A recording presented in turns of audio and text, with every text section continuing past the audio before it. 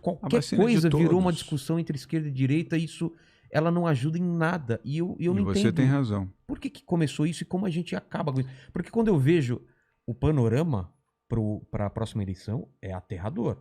A gente tá vendo Lula e Bolsonaro. É o horror versus o terror. A gente vai ter isso de novo? Não. A gente não vamos. Brigou para não ter isso e eu tô vendo esse filme acontecendo de novo e me dá um medo, entendeu? E com Porque razão. essa terceira via, por isso que eu falei, só em novembro a gente vai começar a ter outros candidatos aparecendo. É uma coisa que o Lula de novo, tudo bem, o Lula tem uma história maravilhosa, legal, mas cara, o partido dele foi envolvido num escândalo absurdo de como que esse cara pode ser uma opção viável? E do outro lado a gente tem um Bolsonaro. Cara, sério, é uma opção viável depois de tudo que ele tá fazendo? E a gente só tem essas duas opções?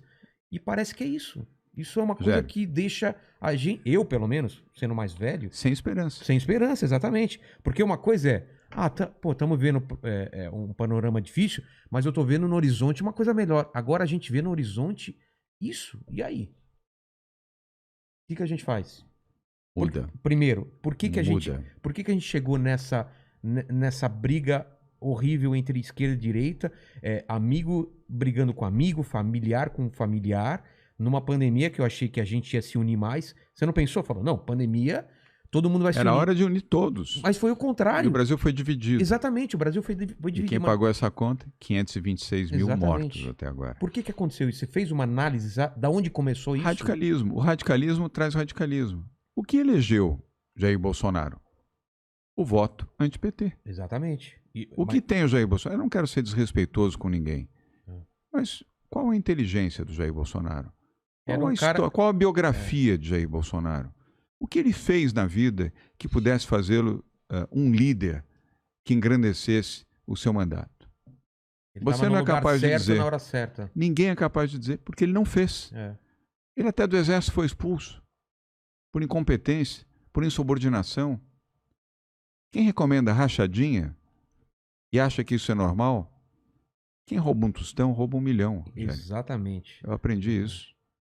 Quem rouba um tostão, rouba 1 milhão. E ele se elegeu com esse discurso anticorrupção. E aí, de repente, e anti-PT. O que elegeu o Bolsonaro foi ser o anti-PT. E ele não entendeu isso. Se ele entendesse isso... Nem tem capacidade para entender. Mas ele está mal assessorado. Mas ele está mal assessorado também.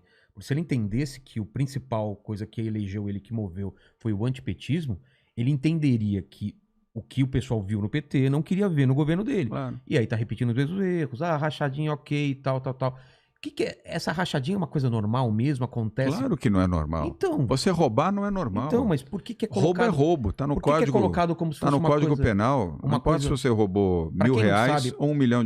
Você é ladrão. Pra quem não sabe o que é rachadinha, é aquela coisa de você contratar as pessoas e elas devolverem um dinheiro para você, não é isso? Contrata, não trabalha, dinheiro público na Assembleia Legislativa ou na Câmara Municipal, e depois ela não trabalha e ela fica com 10% ou 20%, dá 80% ou para o vereador ou para o deputado. Isso é roubo.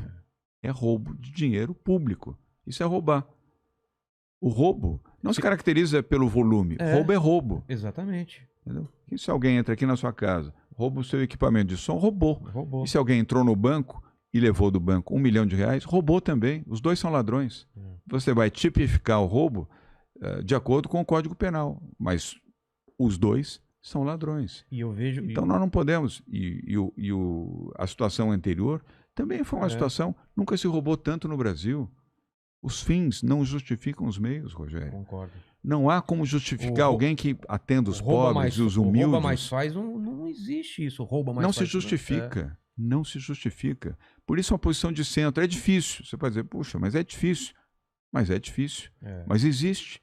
A posição de centro é uma posição equilibrada, que sabe conversar com a esquerda e com a direita, e longe dos radicalismos, longe do populismo. O populismo não leva a nada. O populismo leva ao que aconteceu na Venezuela, o que aconteceu em Cuba, o que aconteceu em outros países que se perderam ou na direita ou na esquerda. Hitler o que era? Um direitista, uma extrema-direita. Mussolini na Itália, Benito Mussolini o que era? Um extrema-direita. Um radical de direita, não era de esquerda. Aliás, cresceram, por quê? Se colocaram contra o comunismo. Comunismo, qui in Italia non c'è possibilità. Aí, pá, transformou o fascismo num fascínio que levou milhões de italianos à morte. E a destruição completa da Itália, que só se recuperou depois do final da Segunda Guerra Mundial. E a Alemanha, que foi destroçada também pela guerra. E 6 milhões de judeus perderam a vida, pagaram com a sua vida. E até hoje, um drama, um trauma na vida de milhões de pessoas, de descendentes de judeus que foram assassinados, foram eliminados por Adolf Hitler. O que era Hitler?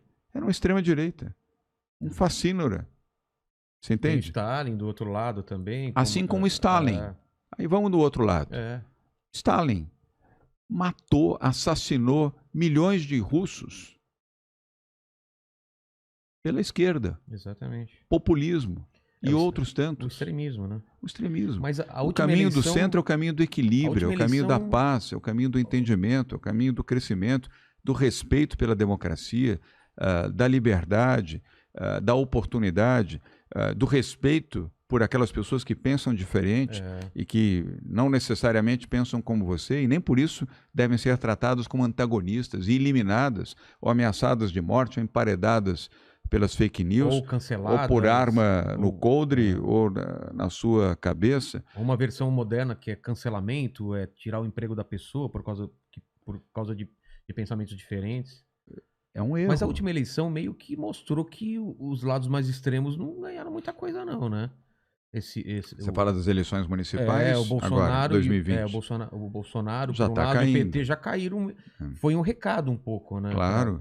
Por isso é que hoje as pesquisas indicam isso claramente. É que as pesquisas estão indicando que o Lula venceria no primeiro turno, quase. Sim, mas indicam também que 50% do eleitorado no Brasil é um nem.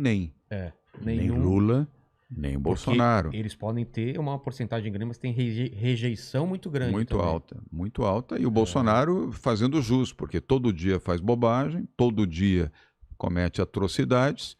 E a lembrança do Lula não traz esse entusiasmo, traz a circunstância de que hoje ele venceria o Bolsonaro. Mas as eleições são em outubro de 2022, e o Lula quer não mais, agora. O Lula quer mais que o Bolsonaro continue. Ele não claro, quer que o Lula... o melhor adversário para o Lula é o Bolsonaro, evidente. Exatamente. Não é ter alguém que seja capaz de enfrentá-lo. E o melhor adversário e sim alguém que já sucumbiu à sua própria conduta e sucumbirá ainda mais ao Lula. O Bolsonaro está assim, ó, no desfiladeiro. Mas aí eu vou ter que fazer uma provocação.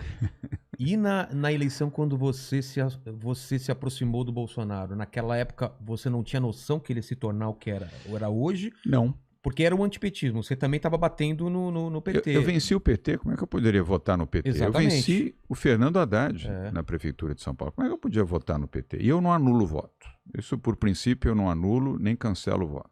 Eu não voto em branco e nem cancelo. Eu tenho lado. Decisão. E tomei uma decisão. Agora, eu ouvi do Bolsonaro que ele teria Sérgio Moro como ministro. O que ele fez com o Sérgio Moro? Defenestrou, demitiu o Sérgio Moro e hoje ainda intimida o Sérgio Moro. O Sérgio nem está vivendo mais no Brasil, está vivendo em Washington, nos Estados Unidos. Ah, vou fazer um programa liberal, vou desestatizar, privatizar. O que privatizou? E a TV? Nada. A TV Lula, Brasil, sei lá como é que ele chama. Chamava de TV Lula, né? Lembra? Continua, tá lá. Vou acabar, vou ter... Que é um absurdo, tá lá. Cheio de gente fazendo o quê? Só exaltando. Bolsonaro é o máximo, Bolsonaro é um gênio, Bolsonaro é isso, Bolsonaro é aquilo. O dia inteiro deve ter lá 400, 500 pessoas ganhando salário de dinheiro público para ficar exaltando a figura do Bolsonaro. Não cumpriu com nada, ainda agrediu o meio ambiente, colocou fogo em parte da Amazônia, um absurdo completo. Em 2 meses de governo Bolsonaro, eu disse, mas que erro que nós cometemos, eu inclusive. E eu não tenho compromisso com erro, Rogério. Eu errei ao votar em Jair Bolsonaro, como milhões de outras pessoas também erraram, porque acreditaram que ele poderia simbolizar o anti-Lula e um governo liberal, um governo pró-Lava Jato, pró a justiça, sem corrupção, etc. Olha aí a CPI do dólar. Não, pode comprar. Compra a vacina, mas lembra que tem $1 para mim e eu vou dividir esse dólar com outros, mas pode comprar. Faz rachadinha, uma boa. Né? 01, 02, 03, pode fazer rachadinha, porque o pai do 01, do 02, do 03 fez rachadinha e ensinou os filhos a fazerem rachadinha. Olha onde é que a gente foi parar. Então, nem Lula, nem Bolsonaro, nem horror, nem terror. Eu não quero ser descortês aqui, nem fazer acusações para ninguém. A justiça fará isso. E a justiça divina também. O meu campo é outro. O meu campo é do Brasil, das pessoas de bem. É possível reunir no centro democrático pessoas de bem e colocar o Brasil numa posição que gere emprego, gere oportunidade, atenda aos mais pobres, tire essa diferença colossal entre os mais ricos e os mais pobres. E para isso, você não precisa criar vulnerabilidade para os mais ricos, cria oportunidade para os mais pobres.